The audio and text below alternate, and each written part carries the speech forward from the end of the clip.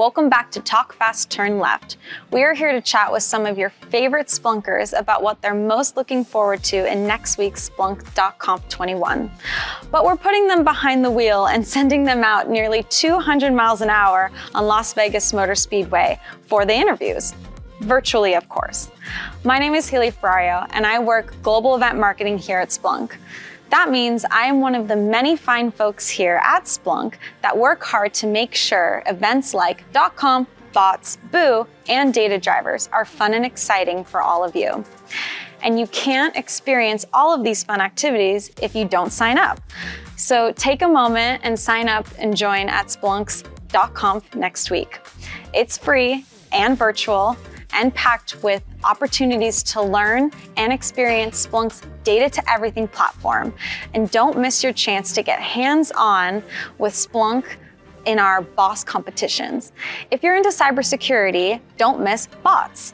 If you're more into IT ops and DevOps, then Boo is for you. And if you want to go racing with us, sign up for the Data Drivers Championship. You'll find all the links here in the chat. Talk Fast, Turn Left airs right here on Splunk TV each day this week at 12 p.m. Pacific time.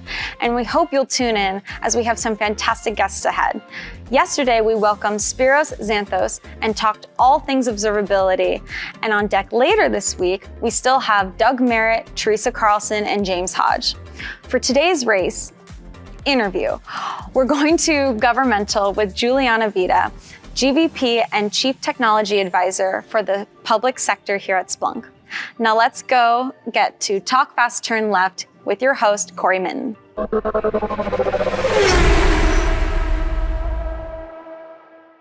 Ladies and gentlemen, start your engines. It's time for Talk Fast, Turn Left. And I am super excited to welcome Juliana Vida, Group Vice President and Chief Strategic Advisor to our public sector team here at Splunk, to the race. Juliana, how you doing? You doing excited? Great. Can't wait to go. Now, Juliana joins the Splunk team with an illustrious career in the public sector, and we'll get to that in just a second, but I want to remind everybody what we're here to do today. This is Talk Fast, Turn Left, where we're inviting interesting and awesome Splunkers to jump in the racing simulator. Today, we're actually together in Tysons Corner, Virginia. All right, you can take off here. The race is underway. The pace car is away, and you're going to stay right in your group here, Juliana. I'm Cory Minton, strategist at Splunk, your host for today's conversation, and we're going to invite Juliana to race with not only a bunch of Splunkers, Splunk customers and partners, but some AI racers as well on iRacing. So we're going to have some fun, but we're also going to hear all about what is happening at Splunk in the public sector, and specifically why, if you work in public sector and you're interested in technology, we've got a great technology conference coming up next week called Splunk.conf with some great things we're gonna give you some teasers on today, and that's why Juliana's here. So Juliana, welcome. Glad you're here. How's the racing feel so far in practice? Thanks, Cory. So far, so good. We'll see how it goes once we get going up at speed. Well, we're just under pace car right now. Then we're going to go around. We're just on the back straightaway. We're going to come through turn 3 and turn 4. That pace car is going to drop in, and then Juliana, it's time for 200 miles an hour and talking. I think you're going to do great. Woo! Now, Juliana, as you think about this getting underway, you got underway here at Splunk a few years ago. But before Splunk, you had a pretty interesting career. What were you doing before you joined the team here at Splunk? Well, most of my life, I was a military officer and a naval officer, and I was not even in technology. I drove ships. I was a surface warfare officer, and I was on a destroyer and an aircraft carrier. And then I switched into naval aviation, and I became a helicopter pilot. Nice. And well, you are a green flag. You're green flag, so hammer down and hammer it down. It's perfect. Here we go, Cory. Strap in. Hold on. Strap in. Well, it's funny you talked about that. We were talking before the broadcast about how your steering wheel is giving you a lot of feedback. When you got to pilot ships, were you getting feedback from something like a wheel, or were you driving with other parts of the body? Well, interestingly, when I say I was a ship driver, I didn't actually drive the ship. I gave the orders to drive the ship. Oh, fantastic. I don't mean to sound like a diva. That's just how it works. And it's not like you see it in the olden days on the ships with the big wheel. It's a lot of electronics these days. But I did actually drive a helicopter, if you call flying driving. And sure, lots of feedback from instruments, feedback from the air, feedback from the crew. I was better at that than I am at this. I'll tell you that. Well, it's a simulator, and this is your first time, in a racing simulator. So I think you're doing great. You're doing 140 and carrying a conversation. So that's pretty impressive. Now, you want to make sure you're getting as much speed as you can because you're up against some other pretty fast Splunkers in this series. Yes. We've got Spiros put down some pretty quick times yesterday, and we've got some other folks ahead that I think they're going to be pretty fast. Do you think you're going to fare well against those other folks? Absolutely. I'm not here to lose, Cory. That's right. I love it. Well, you're breaking 170. You're ready to go. Now, in your role as Chief Strategic Advisor for the team here at Splunk in the public sector, tell me a little bit about like what excited you to maybe, get into technology more, I guess specifically like your job is in technology today. Why was it interesting to join a company like Splunk given your past? Yeah, there's a big gap, a big pivot between my operational military career and where I am at Splunk. And what happened was the Pentagon gods assigned me to be, if you stick around long enough in the military, especially as an officer, you'll go to the Pentagon. And most of that work is policy writing and managing the budget. And I just happened to be assigned to be the executive assistant secretary to the person who was the chief information officer for the Navy. And when I got that job, I was coming off of flying duty, and I didn't even know the Navy had a chief information officer or what that person did. But I quickly learned, it's about technology, and it's about technology investments. And I also learned, even though I didn't come with a computer science background or degree or a lot of technical credentials, I have interpersonal skills and communication skills. And as it turns out, in technology, those skills are really important. Because it takes a lot of smart engineers like you, Cory, and like the team at that Big Data Beard and all over Splunk and our customers. But it also takes people like me to be able to speak to the value of that technology to our customers and to the public. And so it just turns out that the job that I had in the Pentagon translated perfectly into a software company because we need all kinds of people here. We need the technologists, but we also need the communicators and the people that are engaging at a strategic level. So it's a perfect fit for me. That's very cool. Well, speaking of sort of strategic initiatives, I'm always interested in hearing, from what's happening in those seats, in leadership, whether it's CIOs, it's, top of the class sort of mission directors on how technology affects public sector missions. I'm curious, what are you hearing, from those folks as you talk to them about what's important on their digital transformation objectives? I like the little contact there. That was close. I got to get back in the race here. Am I okay? You're doing great. You got a little damage, but the good thing is your car's a little bumped up. These NASCARs are pretty tough. Is the steering off a little bit now? Yeah, hold on. Are you feeling able to drive or no? I think it's able to drive. All right, hammer down. The good thing is if you do need to get a repair, we have a cheat code called Fast Repairs. So in the iRacing platform, if you feel like the car is not handling well at speed, we can send you into the pit and get a quick repair. Because remember, yes, you are racing against a bunch of other cars on this race, but that's not what the prize is about for you. The prize for you is bragging rights if you're faster than the other Splunkers. So if you feel like you'd like to get a pit, you are more than welcome to jump in there. Just make sure you get into that 50 miles an hour as you enter pit lane and get you a fresh, clean car if that makes you happy. But back to the story. So strategic objectives, like what's going on? Like when you sit down and talk with the folks about how technology is driving mission outcomes, what are the kind of the big picture things that they're focused on these days? Right. Well, one of the things that I would say is that there is more of an embracing of commercial technology now than ever before. So I like to talk in stories and analogies, and I like to tell people back in my Pentagon days, which was probably about 10 years ago, a little bit more, there was not a lot of embracing of commercial technology, certainly not commercial cloud technology. And I remember being in meetings in the Pentagon with senior executives, generals, admirals, and one particular company in general started to introduce the idea of commercial cloud to Splunk. Of course, now Splunk has a very good relationship with that company. It has 3 letters. And I remember feeling so sorry for that poor sales guy because he would come in this meeting and be talking about commercial cloud, this and that. And it was basically like the angry villagers with the pitchforks and the torches, like running the guy out of the Pentagon. Like, the DoD will never, ever, ever, never, ever use commercial cloud. It's not secure enough. It's not safe enough. And look at how things have changed. The world has changed. Technology and software companies, technology moves so fast that it's just difficult for the government to keep up. And there's a lot of technology companies out there that can keep up, that are building new capabilities and can hire the talent and can be agile and scalable in a way that the government needs. So one of the big strategic themes that I see is more of an openness to discussing a partnership between government and technology that just didn't exist 5 or 10 years ago. Yeah, and isn't that one of the things though too that's kind of there's some irony in it that cloud technology has been an enabler of really incredible innovation in sort of traditional enterprises because cloud technology basically does the thing that isn't potentially the call it the value add, the value creation part of how many companies create value, right? It's kind of the infrastructure, it's the plumbing, and cloud technology allowed folks to focus on what really mattered in their value creation.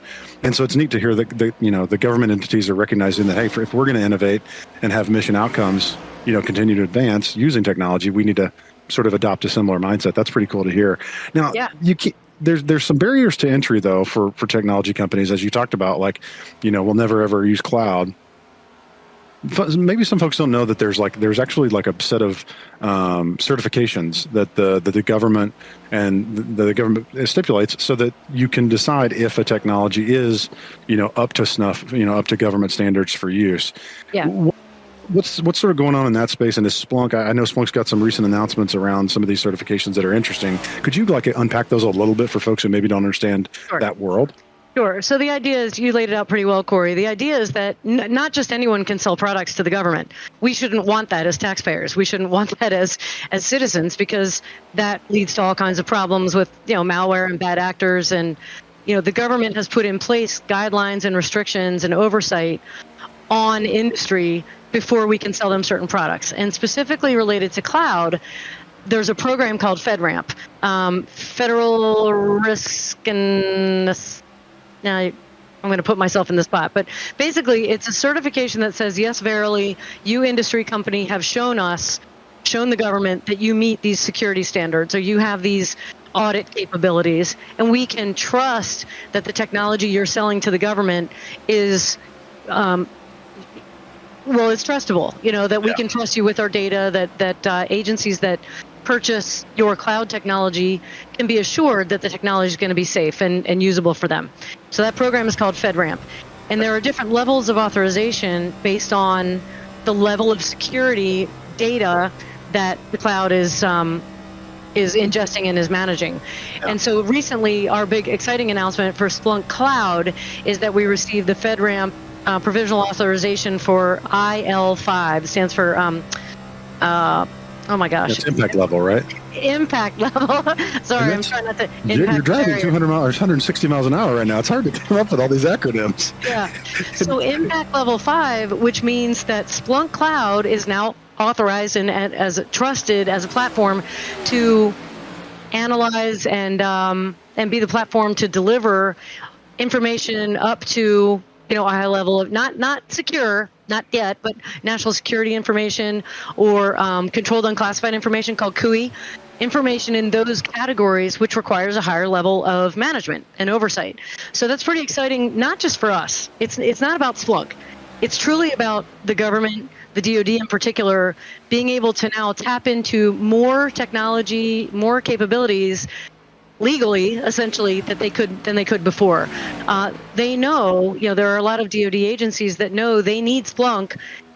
A lot of them already have Splunk, but they need to be able to use the cloud capability to bring that agility to mission execution, to help them achieve missions faster, to help them automate and offload a lot of the administrative tasks that their workforce is currently doing, that human beings, quite frankly, should be spending their time, doing other things. One of those activities is basically the compliance that government agencies have to prove. There are agencies that have whole teams of people whose only job it is to manage the compliance and fill in the spreadsheets and submit the reports that the government requires to keep oversight. Well, if you automate all of that activity and allow Splunk or the technology to do that work, you then allow those human beings to do higher level thinking, higher level work. They can be having the communication and the conversations across agencies or across the federal government. They can come up with innovative solutions and discuss ethics issues or privacy issues. and let the computer do all the routine, mundane stuff. And it sounds like a simple use case, but it can open up a lot of opportunity for the government to get a better value from their technology investments and from their workforce. And that honestly is pretty exciting. Yeah, and there's been this little thing that we've been dealing with for the last couple of years that's been a pretty big impactor to global workforces.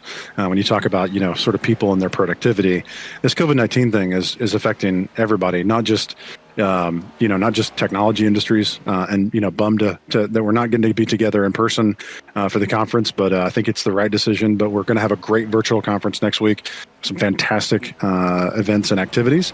But COVID-19 is affecting everyone, and I'm sure in your seat when you get to talk to these these leaders at the level you're talking, there's a lot of like a new evolution that's happened, right, in how how technology is used. And I'm curious, like, there's a lot of bad news that comes out about COVID-19, but are there any good stories about how, data and frankly, things like Splunk technology on allowing folks to understand what's happening from the data, that it's having a positive impact that you're excited about? Yes, actually, you're right. I mean, you hit on it. Of course, there's been a lot of horrible things, but I do think that COVID-19 unfortunately added the jolt, the burning platform that a lot of agencies just needed to force them in a direction that they were going anyway, but it was taking a while in terms of remote workforce or developing and delivering services to citizens faster. And there's two examples I'll give that are kind of, positive outcomes. And one of them is the Department of Defense. Just like every other agency and organization, they had to put their workforce in mostly remote work, quickly after the pandemic started. Well, years ago, even a year ago, the notion of remote work or telework, as a lot of them, refer to it as, was just not going to happen for the DoD. It was no, you need to be in the building. We need to be watching what people are doing and making sure that they're in their desk. And unfortunately, that was a mindset and continues to be a mindset for a lot of people who have been in the government for a while. Shoot, I just crashed my car, Cory. You know what? Actually, this is actually not a terrible time to do that because you got about 6 minutes left in the race. Do me a favor. Go as fast as you can. Get down to that apron. You're probably going to get clipped as you go, but just do it. Get down there. She's doing burnouts instead. Okay, go straight. Just go straight. Easy on the gas. Easy on the gas. Yeah, turn to the right. Turn to the right. Turn to the right. Turn all the way to the right. Keep going to the right. Oh, turn. No, stop. Yeah, turn all the way to the right. Keep going to the right. There you go. Okay. Oh my gosh. Okay, go back up on the track. Yeah, there you go. So here's what we're going to try to do. We're going to try to get you're farming right now in the grass. You want to get back up on the apron because what's happened is just like in a real race, you now have damage that your car needs to be repaired. So you're going to have to safely get back around to the pit entrance. And so you're on the front straightaway. No, you're going to need to keep going, and you're going to get on the apron up there, just to the left of that white line, to the right of the grass, and sort of get some speed back up if you can. I don't know, is the car drivable at all when you get on the concrete? It's a little bumpy. It's just like COVID-19. It's a little bit bumpy these days. Bumpy. Oh my gosh. Yeah. So now if you can just cruise around, and if you can get some speed to get there, great. If you can't, just stay on the apron so that nobody sort of rear ends you and makes it any harder than it has to be. And you'll just go back around that back straightaway. Oh, this is embarrassing. No, hey, you know what? By the way, it's happened in the last race too. So you're not alone. And it's actually sort of the fun part about NASCAR is that, people think it's all good, but like if you're a fan of NASCAR,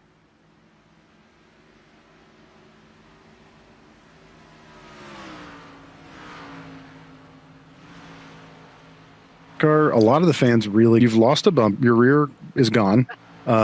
You're pretty banged up there. It's looking good. I'm glad you're able to still drive it. Speaking of banged up, COVID's got us banged up. So DoD is actually allowing people to now actually work telework. That's kind of impressive. Very impressive. So what happened was not only the mind shift of we have to allow people to work from home because otherwise they're not going to do anything, but even more surprising was that they embraced a commercial cloud capability to do it. In fact, they had to, and it was. Yeah, here's where you want to slow down to 50 before those cones right there. Yeah. I don't want to get a penalty on top of everything else. And remember, your pit will be sort of in the middle there. So just watch on the left side where that pit wall is. Be looking for them to drop a flag for you so that you can see where to go. Okay. I think see it up there. I see him down there. Yeah, and you'll want to get over in that area that's that lighter colored concrete. Slide all the way over into that area. Yeah. All right. There you go. See it drop right there? Yep, sure do. Way up there. Yep. Go all the way up there to him. Yeah, I There you go. stopped too soon. Fantastic. Oh Yeah, you my want to gosh. put it like where it's right on the bumper. Come on, baby. Car does All not right. want to go anymore. Keep going. Keep going. Keep going. Press the brakes. You're good. Go racing. Oh, I'm hang good? on. No, hang on. It's Oh. it's servicing now. Okay, now so you see the timer up there on the window? Yeah. It'll when that goes away, after it jacks up and changes, it's changing your tires, it's gosh. ripping your bumpers off, getting things all sorted out to get you back on the track. Yeah. All right, let's Awesome. see. I think you can go now. You can go? Yeah, there you go. Just you're Cars back up on track. There you go. Just I just don't want to. Stay I under don't want to hit the 50. car coming out of the pit. Oh yeah, under 50. yeah, you're good. All And then when you right. get back on track, so now you're back on track with a clean car. You Okay. can now you can go over 50, so you can get your speed back up. Now remember, we want to get the fastest lap times, and you've got about 3 minutes to do it. So you got Okay. about 6 or 7 laps, and so we're going to try to get you a sub 32-second lap time, so that you can beat those the other folks who are in a race with us. I could potentially redeem myself. I don't think you've done anything wrong yet. This is standard NASCAR racing. Rebbins racing, right? All right, but seriously, back to the DoD. Back to the DoD. So, they used commercial cloud because they had to, and then what do you know? It worked. And Imagine what that. do you know? It gave them the productivity, the agility, the flexibility, all of the abilities that the DoD needed to keep their workforce, employed and operating. Now, clearly, I don't mean the operational forces that are out, on ships and submarines and tanks and all of that. But the majority of the work done in the DoD is not that kind of work. Yeah. It's office work in the Pentagon, and so it was a great proof of concept, really, that catapulted the Defense Department now to be looking for where else can they leverage commercial cloud technology. And now with our FedRAMP IL5 authorization, we can deliver some of those capabilities that our customers love. That they know they need more of, that they know that they can do more with, and it's been really awesome to see, especially as a former, defense policymaker, because I was probably part of that problem, quite frankly, for a while. But those days are in the past. That's right. One. The DoD is one. And then another thing I want to mention too is that the COVID brought us this perfect storm of things that folks in the government have been asking for and have been complaining about not having for a while. And now they have them. So they have policy support, they have budget support, they have legislative support and language going into the budget documents and the all the different authorizations that come out of Congress to be able to spend money. A lot of that is in place now, and it wouldn't have been in place if it wasn't for COVID. So the Technology Modernization Fund, for example, now has billions of dollars in it that government agencies can use, and there are agencies using them.